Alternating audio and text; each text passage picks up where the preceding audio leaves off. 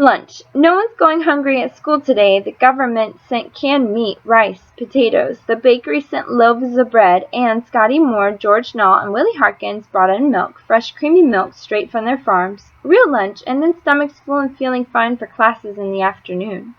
The little ones drank themselves into white mustaches. They ate and ate until, pushing back from their desks, their stomachs round, they swore they'd never eat again. The older girls, Elizabeth and Lorraine, helped Miss Freeland cook, and Hilary and I, we served and washed, our ears ringing with the sound of satisfied children. February 1935. Guess. In our classroom this morning, we came in to find a family no one knew. They were shy, a little frightened, embarrassed. A man and his wife, pretty far along with a baby, coming. A baby, coming. 2 little kids, and a grandma. They'd moved into our classroom during the night, an iron bed and some pasteboard boxes. That's all they had.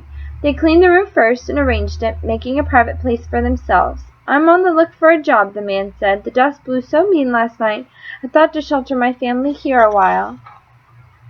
The 2 little kids turned their big eyes from Miss Freeland back to their father. I can't have my wife sleeping in the cold truck. Not now, not with the baby coming so soon. Miss Freeland said they could stay as long as they wanted. February 1935. Family school. Every day we bring fixings for soup and put a big pot on to simmer. We share it at lunch with our guests, the family of migrants who have moved out from dust and depression and moved into our classroom. We are careful to take only so much to eat, making sure there's enough soup left in the pot for their supper. Some of us bring in toys and clothes for the children. I found a few things in my brother's and brought them to school. Little feed sack nighties, so small, so full of hope. Franklin never wore one of the nighties Mom made him, except the one we buried him in. The man, Buddy Williams, helps out around the school, fixing windows and doors and the bad spot on the steps, cleaning up the schoolyard so it never looks so good.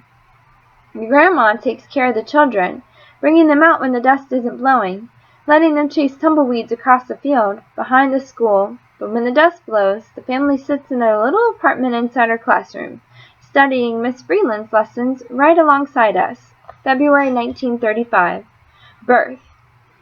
One morning when I arrive at school, Miss Freeland says to keep the kids out, that the baby is coming, and no one can enter the building until the birthing is done. I think about Ma and how that birth went.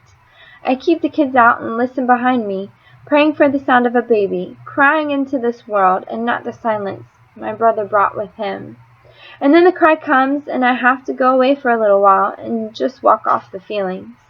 Miss Freeland rings the bell to call us in, but I'm not ready to come back yet. When I do come, I study how fine that baby girl is, how perfect, and that she's wearing a feed sack nightgown that was my brother's. February 1935. Time to go. They left a couple weeks after the baby came, all of them crammed inside that rusty old truck. I ran half a mile in their dust to catch them.